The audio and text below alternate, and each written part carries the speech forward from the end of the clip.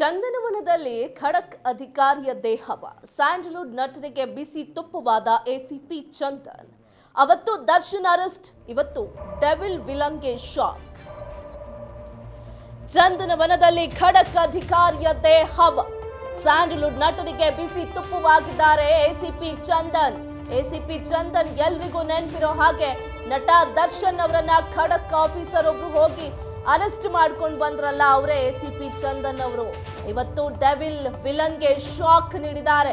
ACP Chandan ವ್ಯಾಪ್ತಿಯಲ್ಲಿ ಬಾಲ ಬಿಚ್ಚಿದ್ರೆ cut ಮಾಡ್ತಾರೆ.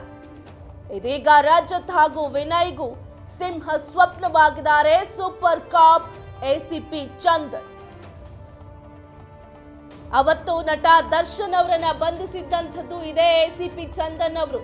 ಇವತ್ತು ಡೆವಿಲ್ ವಿಲನ್ಗೆ ಶಾಕ್ ನೀಡಿದ್ದಾರೆ. ಬಾಲ ಬಿಚ್ಚಿದ್ರೆ ಚಂದನ್ ಅವರ ವ್ಯಾಪ್ತಿಯಲ್ಲಿ ಬಾಲ ಕಟ್ ಮಾಡ್ತಾರೆ.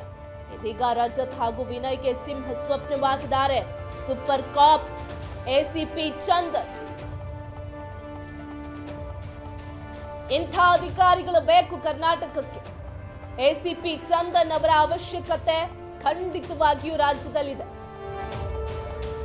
ಮುಲಾಜಿಲ್ದೆ ದರ್ಶನ್ ಅವರನ್ನ ಅರೆಸ್ಟ್ ಮಾಡಿಕೊಂಡು, ಅದು ಕೂಡ ಪೊಲೀಸರ ವಾಹನದಲ್ಲೇ ಮೈಸೂರಿನಿಂದ ಬೆಂಗಳೂರಿಗೆ ಕರ್ಕೊಂಡು ಬಂದಂತ ಖಡಕ್ ಅಧಿಕಾರಿ ಎಸಿಪಿ ಚಂದನ್ ಅವರು ಇವತ್ತು ಡೆವಿಲ್ ವಿಲನ್ಗೆ ಶಾಕ್ ನೀಡಿದ್ದಾರೆ.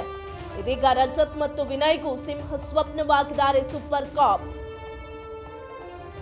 ಖಡಕ್ ಅಧಿಕಾರಿ ಅಂತ ಹೆಸರು ಮಾಡಿರುವಂತದ್ದು ಯಾವುದೇ ಒತ್ತಡಗಳಿಗಳು ಕೂಡ ಬಗ್ಗಲ್ಲ ಜಗ್ಗಲ್ಲ ಅಂತ ಖಡಕ್ ಆಫೀಸರ್ ಇವರು. ಯಾರು ಎಷ್ಟೇ ಇನ್ಫ್ಲೂಯೆನ್ಸ್ ಮಾಡಿಸಿದ್ರು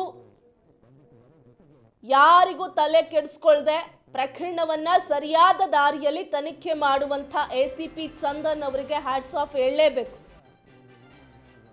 ದರ್ಶನ್ ಅವರನ್ನ ಸಾಮಾನ್ಯವಾಗಿ ನಾವೆಲ್ಲ ನೋಡಿರ್ತೀವಿ.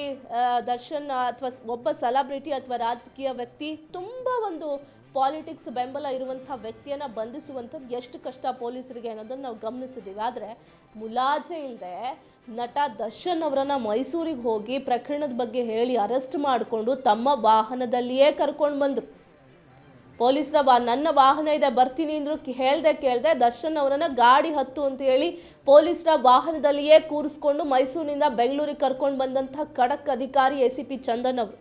ಇವತ್ತು ರಜತ್ ವಿನಯ್ಗೂ ಸಿಂಹ ಸ್ವಪ್ನವಾಗಿ ಕಾಡ್ತಿದ್ದಾರೆ. ಯಾವುದೇ ಇನ್ಫ್ಲೂಯೆನ್ಸ್ ಇದ್ರು, ಯಾವ ರಾಜಕೀಯ ಬಲ ಇದ್ರು ಯಾವುದಕ್ಕೂ ಕೂಡ ಬಗ್ಗಲ್ಲ ಜಗ್ಗಲ್ಲ ಅಂಥ ಖಡಕ್ ಆಫೀಸರ್ ಎಸಿಪಿ ಚಂದನ್ ಅವರ ಅಂಡರ್ ಬರ್ತಾ ಇರುವಂಥದ್ದು ಈ ಒಂದು ಪ್ರಕರಣ.